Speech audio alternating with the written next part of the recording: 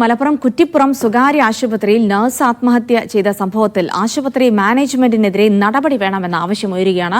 നിരവധി തവണ ആശുപത്രി ജനറൽ മാനേജർക്കെതിരെ പലരും പരാതി നൽകിയിട്ടും മാനേജ്മെന്റ് ഗൌനിച്ചിട്ടില്ലെന്നാണ് ആക്ഷേപം.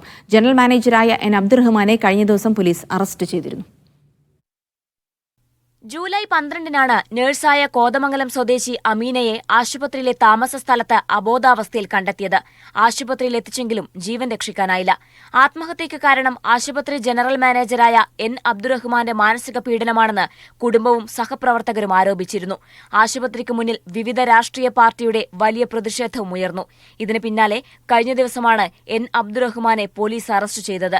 ഇയാൾക്കെതിരെ നിരവധി തവണ പലരും പരാതി നൽകിയിട്ടും മൌനം പാലിച്ച ആശുപത്രി മാനേജ്മെന്റിനെതിരെ നടപടിയെടുക്കണമെന്ന ആവശ്യവും ശക്തമാണ്. കേസിലെ ബാക്കി പ്രതികളാണ് നമ്മൾ ഈ ഹോസ്പിറ്റലിലത്തെ മാനേജ്മെന്റ്.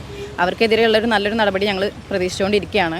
ഇപ്പം മുന്നേ അവിടെ വർക്ക് ചെയ്തിട്ടുള്ള കുട്ടികളാണെങ്കിലും ഇപ്പോൾ വർക്ക് ചെയ്തുകൊണ്ടിരിക്കുന്ന കുട്ടികളാണെങ്കിലും അവിടെ ഒരു പരാതിപ്പെട്ട സമയത്ത് അതിൻ്റെ തക്കതായിട്ടുള്ളൊരു നടപടി സ്വീകരിക്കാത്തതുകൊണ്ടാണല്ലോ ഇപ്പോൾ നമുക്ക് നമ്മളൊരു സുഹൃത്തിനെ നഷ്ടമായത്.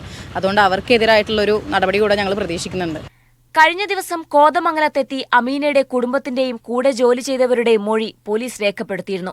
തിരൂർ ഡിവൈഎസ്പി സി പ്രേമാനന്ദ കൃഷ്ണനാണ് കേസ് അന്വേഷിക്കുന്നത്. മീഡിയ 1 തിരൂർ.